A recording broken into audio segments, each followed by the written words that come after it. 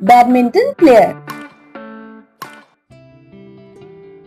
विवेक और राधा का एक आम सा परिवार था, जिसमें उनकी जुड़वा बेटियां थी, सीता और गीता। सीता अक्सर किताबों में घुसी रहती थी और गीता को तो पढ़ाई एक आंख नहीं भाती थी। वो पढ़ाई की बुक के अंदर कॉमिक्स पढ़ा करती थी और जब रिजल्ट का दिन होता तो गीता का चेहरा हमेशा लटका हुआ ही रहता, क्योंकि टीचर उसकी मम्मी को अच्छे से खरी खोटी सुनाया करती। और जब बात सीता की आती तो टीचर हमेशा तारीफ करते नहीं थकती थी। लगता ही नहीं कि ये दोनों जुड़वा बहनें हैं। एक क्लास में फर्स्ट आती है और दूसरी हमेशा फेल होती है। आप गीता की पढ़ाई पर भी थोड़ा ध्यान दिया कीजिए। विवेक और राधा टीचर के सामने कुछ बोल ही नहीं पाते थे। क्लास से बाहर निकलकर विवेक गीता को डांटने लगा। गीता, कभी तो पढ़ाई को सीरियसली लो। हमेशा तुम्हारी वजह से टीचर की बातें सुननी पड़ती हैं। कुछ तो सीखो सीता से। तुम पढ़ाई नहीं करोगी तो कैसे चलेगा? विवेक गीता को डांट रहा था। ये सब पीटी टीचर ने देख लिया और वो वहां आए। Good morning sir. Good morning Geeta, good morning. आप इसे डांट क्यों रहे हैं? सर, आप तो जानते ही होंगे, हर एग्जाम में फेल हो जाती है ये देखिए, सीता हमेशा टॉप करती है और गीता हमेशा फेल हो जाती है।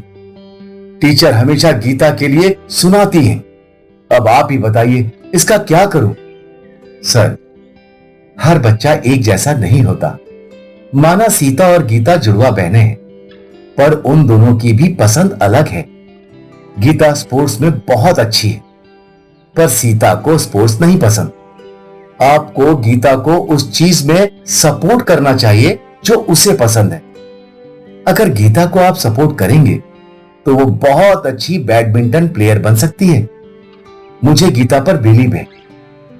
मैं खुद आपके घर आने वाला था ये पूछने कि क्या मैं गीता की ट्रेनिंग स्टार्ट कर दूं?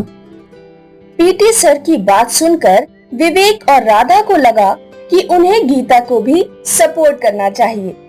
ठीक है सर, आप इसकी ट्रेनिंग स्टार्ट कर दीजिए। अगले दिन सुबह सुबह पीटी टीचर गीता को पिक करने आए। वो दोनों दौड़ते हुए बैडमिंटन ग्राउंड पे गए और वहां अगले 2 घंटे गीता ने बैडमिंटन प्रैक्टिस की। गीता बहुत फोकस्ड थी। ये सिलसिला 2 महीनों तक चलता रहा और फिर गीता एक इंटरनेशनल बैडमिंटन मैच में उतरी। विवेक और राधा अपनी बेटी का मैच देखने आए। वो लोग दंग रह गए गीता की फुर्ती देखकर। ऑडियंस के मुंह से गीता का नाम सुनकर राधा की आंखों में पानी आ गया। गीता ने वो मैच जीत लिया और यहाँ से शुरू हुआ गीता का सफर। गीता अब भी अपने पीटी सर के साथ ट्रेनिंग करती थी, पर अब उसे फॉर्मल बैडमिंटन एकेडमी ज्वाइन करनी थी। मैं तो एक नॉर्मल गवर्नमेंट सर्वेंट हूँ। महीने के 20,000 ट्रेनिंग के लिए कैसे लाऊंगा राधा? लेकिन गीता का सपना भी पूरा करना है। बुरा ना मानो तो मैं आपकी मदद करना चाहती हूँ। तुम कैसे मदद कर सकती हो? मैं पापड़ और अचार बनाकर बेचूंगी तो 15-16 हजार कमा ही लूंगी। पर तुम घर का काम करते हुए ये सब कैसे करोगी? आप मेरी मदद कर देना और सीता गीता तो है ही, सब हो जाएगा, फिक्र मत कीजिए। गीता की ट्रेनिंग के लिए सारा परिवार पापड़ और अचार बनाकर बेचने लगा। 1 साल बाद Geeta state level badminton champion बन गई। अब भी उसका सारा परिवार उसका खर्चा उठा रहा था। गीता ने जी जान से मेहनत की। वो घंटों तक ट्रेनिंग करती थी और 6 महीने बाद उसने नेशनल लेवल पर गोल्ड मेडल जीत ही लिया। गीता की तस्वीर अखबार और न्यूज पर आने लगी और गीता को अलग अलग स्पोर्ट्स कंपनी से स्पॉन्सरशिप मिलने लगी। अब गीता एक सेलिब्रिटी बन गई थी। उसकी ट्रेनिंग और घर का खर्चा अब स्पॉन्सरशिप से आ रहा था। अब गीता और भी ज्यादा फोकस थी। उसका सपना था कि वो इंटरनेशनल बैडमिंटन चैंपियनशिप भी जीते। अब वो पूरा दिन ट्रेनिंग करती थी। जो टाइम बच जाता वो अपनी फैमिली के साथ स्पेंड करती थी। आखिर वो दिन आ ही गया जब गीता ने इंटरनेशनल बैडमिंटन चैंपियनशिप जीत ही ली। हर जगह गीता के बड़े बड़े पोस्टर लगे थे। स्टेट गवर्नमेंट ने गीता को एक बंगलो गिफ्ट किया और वो एक बड़े स्पोर्ट्स ब्रांड की ब्रांड एम्बेसडर बन गई थी। अब गीता अपने पूरे परिवार का खर्चा खुद संभाल रही थी। विवेक जी ने वॉलंटरी रिटायरमेंट ले ली थी और गीता का सारा परिवार खुश था। पर किसे पता था कि स्पोर्ट्स में भी करियर बनाया जा सकता है। अब जब विवेक और राधा गीता की पढ़ाई के बारे में सोचते हैं तो हंस पड़ते हैं।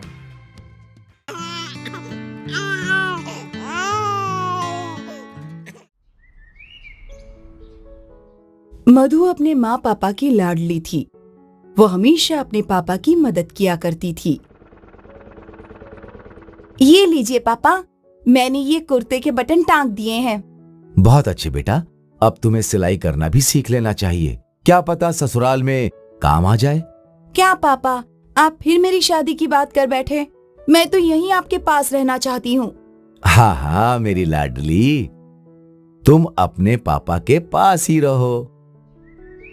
धीरे धीरे मधु के पापा ने उसे सिलाई करना सिखा दिया। मधु को सिलाई करना बहुत पसंद था, तो वो अक्सर अपने पापा की दुकान में काम किया करती थी। यहीं वल्लभ ने मधु को देखा और उसे वो भाग गई। वल्लभ ने मधु के पिताजी से रिश्ते की बात की और कुछ महीनों बाद वल्लभ और मधु की शादी हो गई। वल्लभ अच्छी नौकरी करता था, इसीलिए शुरू शुरू में सब ठीक था। 2 साल बाद जब मधु ने बेटी को जन्म दिया, देखिए जी कितनी प्यारी है, आंखें देखिए। अब क्या देखूं? तुमने मुझे कुछ देखने लायक छोड़ा है क्या? मेरे घर वाले सब वारिस का इंतजार कर रहे हैं। अब किस मुंह से उन्हें बताऊं कि तुमने एक लड़की को पैदा किया है? पर लड़का हो या लड़की, है तो ये हमारी ही ना। ये लड़की सिर्फ तुम्हारी है, मेरी नहीं। वल्लभ वहां से चला गया और मधु रोने लगी। कुछ देर बाद मधु के पापा वहां आए। मधु ने उन्हें सब कुछ बताया। तू फिक्र मत कर, मैं दामाद जी से बात करूंगा, सब ठीक हो जाएगा। पर वो इस लड़की को अपनाएंगे क्या? क्यों नहीं अपनाएंगे? आखिर उसका अपना खून है। मधु के पिताजी उसे दिलासा देने लगे। फिर वो वल्लभ से मिलने उसके घर गए। बेटा वल्लभ, तुम इतने समझदार हो। बेटा ये बेटी होना तो ये तो ऊपर वाले की मर्जी है, उसमें हम क्या कर सकते हैं? हो सकता है कि तुम्हें अगली बार बेटा हो। वल्लभ ने मधु के पिता की बात मान ली और वो मधु को लेने अस्पताल गया। वल्लभ मधु को घर तो ले आया, पर वो खुश नहीं था। अरे ओ मधु, इस लड़की का शोर सुनकर कान के पर्दे फट गए हैं। मेरी माँ इसको चुप करवाओ। वल्लभ को अपनी बेटी एक आंख नहीं भाती थी। जैसे तैसे कुछ महीने बीत गए और मधु एक बार फिर गर्भवती हुई। इस बार अगर लड़का नहीं हुआ ना तो तुम्हें तुम्हारे पापा के घर भेज दूंगा, समझी? मधु को अस्पताल में एडमिट किया गया और वल्लभ बाहर इंतजार करने लगा। मुबारक हो, आपको लड़की हुई है। लड़की का नाम सुनते ही वल्लभ का मुंह लटक गया और वो तुरंत वहां से चला गया। आपके पति ऐसे चले क्यों गए? क्या वो कहाँ गए? मधु वल्लभ को रोकने उठ ही रही थी कि तभी उसके पिता वहां आ गए। पापा, पापा वो गुस्से में चले गए, फिर बेटी हुई है। अब क्या कर सकते हैं, जो विधि है वो होगी ही। मधु अपने पापा के गले लगकर रोने लगी। मधु के पापा एक बार फिर वल्लभ से मिलने गए। इस बार मुझे कुछ सुनना नहीं है। आप चुपचाप अपनी बेटी और उसकी बेटियों को अपने साथ ले जाइए। पर वो बच्चियां तुम्हारी भी हैं। उन लड़कियों से मेरा कोई वास्ता नहीं है। ये सुनकर मधु के पापा हताश होकर वहां से चले गए। वो मधु और उसकी दोनों बेटियों को अपने घर ले गए। मधु के पापा की उम्र हो गई थी, फिर भी वो सिलाई का काम करते थे ताकि वो मधु और उसकी बेटियों को अच्छे से पाल सकें। लेकिन 2 साल बाद मधु के पापा चल बसे। अब मधु के पास कोई सहारा नहीं था।